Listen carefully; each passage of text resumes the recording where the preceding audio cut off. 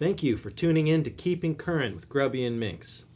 This week, the Olympic Committee makes last-minute changes to Tokyo 2020. Alex Jones makes headlines again, and the queer community finally registers as an official political party. But first, Nancy Pelosi. Does she wear deodorant? The answer may be disturbing.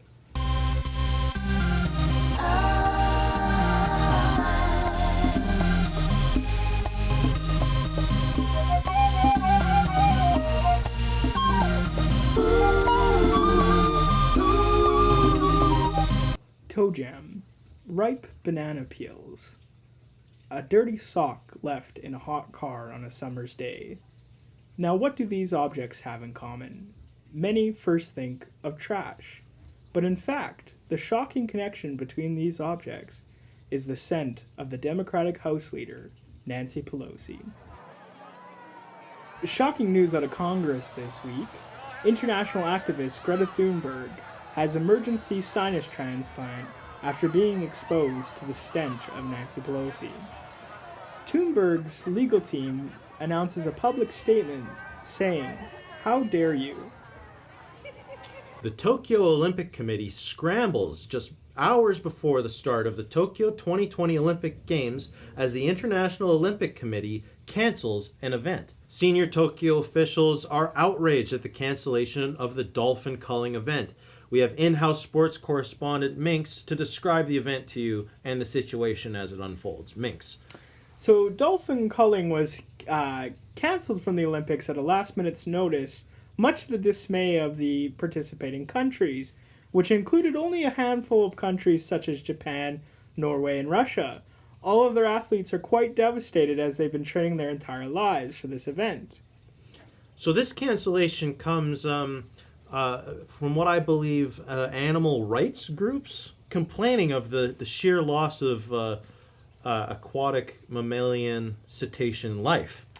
Yes, and there are other international laws too that prevent this procedure that countries perform and the sport itself. First of all, tell us what the sport entails, what do the athletes do, and what are the historical sources of this sport of dolphin culling? So in a practical setting, a dolphin culling would take place in which a country or a business would just eradicate all dolphins on a trade route, and they would just kill every single dolphin they found. Transported into a sporting event for the Olympics, you'd have two athletes of opposing countries start with a high dive into a swimming pool in which there would be free-range dolphins in an Olympic swimming pool, and then whichever athlete was able to kill the most dolphins would win the gold for their country. I believe the Tokyo Olympic Committee was quite proud being able to repurpose the high diving arena for the dolphin culling event without having to build a whole new pool system and arena, correct? Most countries are excited to save costs when it comes to the Olympics, so being able to host multiple events in one venue was quite a plus for Japan this year as they were the host country. But I guess these environmental savings weren't enough for the animal rights activists. That's true, and for the UN as well. They were pretty upset about this event. What was it appears the main complaint was what was occurring to the dolphins after their culling. What was the Tokyo Committee planning on doing with all the corpses?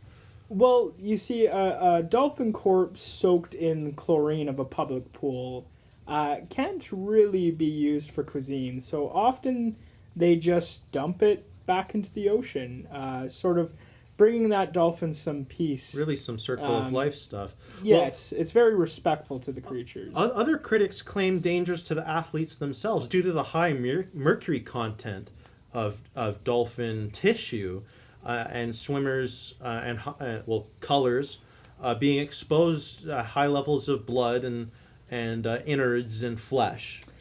As well, there was a common tactic in the sport for one of the teams or participants of one country, one of the athletes would attempt to actually kill the athlete of the other country as having no sort of all offense is a defense concept. Oh, so truly bringing back the Olympic spirit. from ancient Greek And eras. proponents for this sport being included in this year have definitely come back to the tradition of it. There's a traditional cultural element in various ways to the original sort of Olympic origins in Greece with gladiators and things of the like, and how the Japanese government participates in dolphin culling on a per minute basis almost. Tell us about the Norwegian athlete Hans Gruberman and his emotional breakdown on Instagram Live this evening, responding to the news of the cancellation of this event. Yes, so Hans was he Instagram lived his breakdown as he walked the streets of Tokyo. Just you could see in his eyes he was desperate for a dolphin. The Desperate, tears streaming just, down. You could really see the heart of this man's courage and the Olympian spirit in him as he was just begging to fulfill his purpose to slay one of these glorious beasts. Well, Minx, before the cancellation of this event, unfortunately, to the dismay of the athletes, who would have been your favorite to take the gold this year? There was many great athletes from the countries that participated in this. Russia had a few prospects. You see, each country has each athlete performed solo. So each country that participated And they have multiple participants. brought forward about It's 3 to 5 athletes Point per scoring country. type system. Of course, the more athletes they had participate up to the maximum of 5. Similar to the Tour de France. Exactly. Yes. Yes. Okay. You want to put multiple horses in this race. Okay. Just in this case, the horses would be killing dolphins. And I think my preferred prospect was Japanese Yamashito Tatsuro. He seemed to have quite a fire in his eye, quite a hunger for this sport, and you could see the passion behind this young man to win gold for his country. Well, unfortunately, he is not bringing home any gold to his family. I'm curious about the future of the Olympics and bringing in new sports. If they keep bringing in sports that are so controversial, and then the IOC can make last-minute changes over the presiding city's committee, just completely undermining their authority. It definitely does bring a lot of questions around the legitimacy of the games. Something many people were fearing with the current state of the Olympics in general. So we will be curious to see how in the future of Olympic Games, what sports are or aren't allowed and what parameters. Who's to say that, say, some very obese nation like the UK hosts it and cancels all running events? Exactly. It's not fair to the distribution of the medals. It sets a precedence that may or may not have long-term value to the overall spirit of the Olympics. Well, I agree with you there, Minx. I appreciate your insight. This is Minx, our in-house sports correspondent. Political commentator Alex Jones makes headlines once again. Jones claims deep state human monkey chimeras have released his gay frog harem. Jones claims to be the repeated target of the Biden administration. Jones is quoted as saying, "Amphibian sex slavery is not illegal in the state of Texas. Feds should not be allowed to disturb a hardworking American's collection." We have internet drama blogger Minx joining us on video call today. Minx, give us the rundown of this situation with Mr. Jones. I think the important thing for viewers to consider right now is that Mr. Jones had an intimate relationship with each of the frogs of his harem. Most famously, many internet frequenters would be familiar with the frog Pepe, who is his personal favorite. But unbeknownst to many internet fans of Jones, they are unaware of the three other frogs in his harem. So there was Papa, who he frequently referred to as Daddy Frog, and then Pee Pee and Poo Poo. Those were the other 2 frogs that he had in his harem. Each name reflecting sort of a similar connotation to really show the spirit of family within his frogs. Minx, let me get this straight. There was Pepe, Papa, Pee, and Poo, all of which Jones was engaged openly in a sexual relationship with. Yes, and not just sexual, but romantic, visceral, physical, emotional, spiritual. Now, is this confirmed by Jones or is this speculation? I heard TMZ was dropping inconsistent messaging about this situation. They were the first to report. I would say reliable sources are confirming that this is in fact Jones's perspective. All right. Now, moving on to Jones's claims. What do we know about these human monkey chimera agents that he's referring to? So Jones has claimed that these chimera agents are Democrat-funded deep state entities that are specifically, in this case, breeded and trained specifically to target Jones at his most vulnerable, and it seems they have done their job. So if we take these claims to be true, these human monkey chimeras are at least capable of. I'm assuming Alex Jones keeps his harem in a jar. These chimeras they have the tactile dexterity. They have opposable thumbs. How intelligent are these agents? What can we expect from them? I don't know if intelligence necessarily would be the quantifier in this situation. Well, they are Democrat after all. Yes, of course, yes.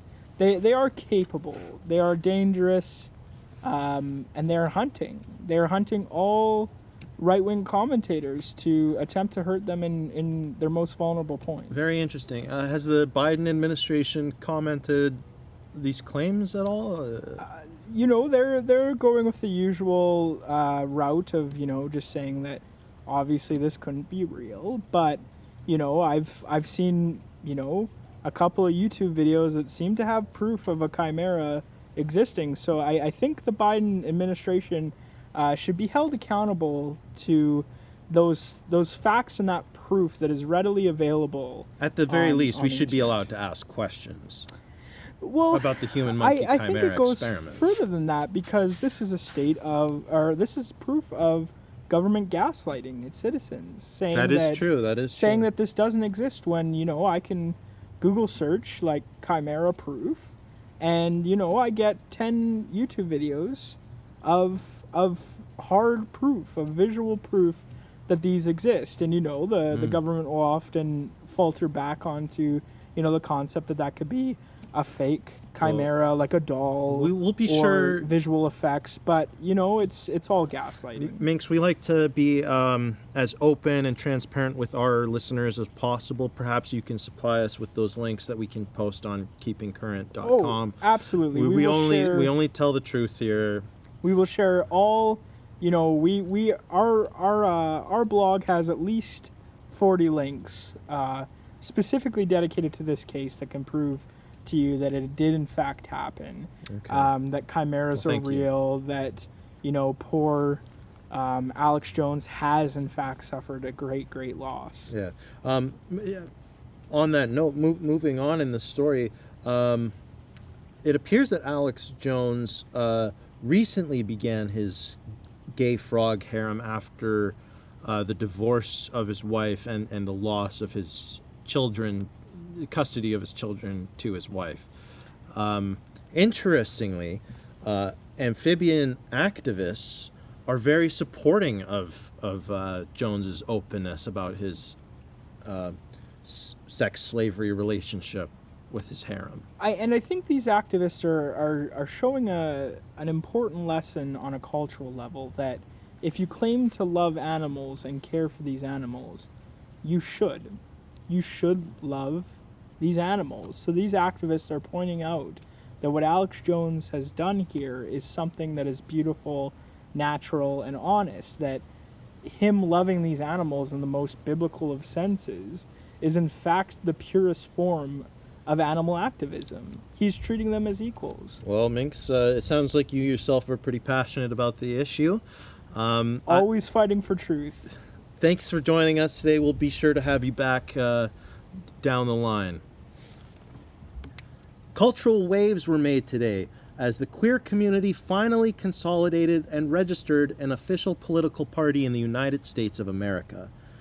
Called the LGBTQ plus Grand Imperium Party, they launched their leadership team, headed by AOC, of course, and they announced their economic platform. This includes a public works project for a land-based military drone dubbed Transosaurus Rex. Armed with genital detection technology, this project is intended to escalate the culture war with QAnon enemies. In studio, we have disabled biracial trans author Minx to comment on this monumental historic day. Minx. Thank you for having me on the show. I just want to say I want to start by just sharing the what I consider beautiful poetry of a slogan that this party has, and it states, "We will see 100 years for these united queers." It's the official party slogan of this new The Grand Imperium Party, yeah. And party might not even be the right word. I think we're seeing an evolution beyond the need for political parties in our nation. Oh, interesting. AOC alluded to that. She suggested elections not being necessary in the near future. Collective rights of the party mattering more than that of the individual, and individual liberties and such. You are already a member of the Imperium Party, correct? Yes, absolutely. So, and can you speak to regarding these statements? Yes. So many political philosophers and political theories have always, come down to this idea that at some point, democracy wouldn't be the answer. We would hit the truth of the world and our reality, and all citizens would accept that. And I think we're at that point in our nation where we're coming to that transitionary period between, what will soon be known as the old ways, that our generations that come past us may look back and see it as very barbaric and almost even evil, some would say. Interesting. So is this an actual technical mandate of the LGBTQ plus Grand Imperium Party, like to move beyond the needs of democracy? I would say that's the goal of any truth seeker, of any convicted individual who wishes to, enforce and uphold a necessary reality. Well, with the issues and presuming challenges that the party has in the future, what does the Public Works Project Transosaurus Rex mean to you and your community? It's finally an opportunity to feel safe. And I think one of the motivations was the idea of creating a safe space was creating an opportunity to have a stronghold amongst a culture that was, barbaric and simple and prehistoric. But this mechanism, this guardian of value, will now make it so that all of our land will be a safe place for its citizens. So the genital detection technology was developed by a private firm. It was a co-project by Israeli and Californian researchers. AOC has been quoted as saying that this technology should be applied in the schools of America. It's a simple concept for most people to know that to survive in the woods you must keep the wolves at bay. And this will allow us to, keep the wolves at bay in every facet of life, whether it be your job, in schools, whatever the case may be. This will help us sanctify the natural, rhythm of the human species. By wolves, what are you referring to? And the sanctity of the human species? What? Any dangerous entity looking to, go against that truth to the world. So anything, any person, any attempt to, stand against value. And you're referring to cis, straight members of American society. I'm referring to whoever the shoe fits. Very interesting. Well, Minx, we have you on the show today to comment on the announcement of the Grand Imperium Party, but we're also here having you here to talk about your new book coming out. You're a famous novelist in the disabled, biracial, trans community, and we're hoping maybe for our audience to expand their outlook on the world. So tell us about your book. So my latest novel is titled Tears for Fears for Queers, and it's an autobiography of my experience in, this moment of history in which, I was part of an unjust world, and what it took for me to find that value, that purpose, that serenity within myself to then perpetuate that into the world around me. And it's a struggle of the human experience of character as a person, and how I can overcome that in the world around me. I skimmed the first couple chapters. It seems to be about your experiences as a young prostitute in the streets of New York, and your proficiency at sucking, pardon the lay, penis of cis males whom you appear to not be very fond of in this book. That's part of my struggle for sure, was learning, And pardon me, the fellation, you were fellating these individuals. Yes. And, in any sort of, revolutionary change, you have to find that change through intimately knowing the oppressor or the sort of vermin of the world. I believe Sun Tzu said, "Know your enemy." Yes. Very interesting. Well, the book just landed on shelves today, so you can get a copy. It's expected to be a bestseller. I heard just a PA talking before we started the show that the movie rights were picked up. Is Minx moving to Hollywood here? Well, I'll be staying in New York, but yes, we do have an early tentative deal going through. Hopefully, it seems that Netflix will be producing. Well, that's very exciting for Tears for Fears for Queers. Yes. That is excellent news. Well, Minx, thank you for joining us. I can't wait to really chomp into the book. I'm sure it'll be a bestseller known for years and years to come. Well, we'd love to have you back on to talk about any updates with the book and with the Grand Imperium Party. To our listeners, thank you for listening. This is the Keeping Current podcast, the only source of news. Have a lovely day and a wonderful evening.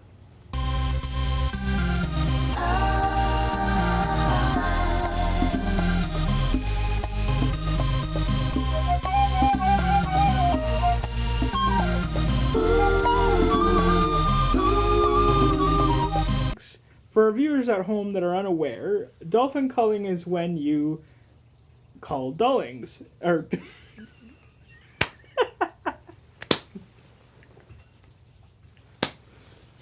how do I recover from this? I gotta start from the top.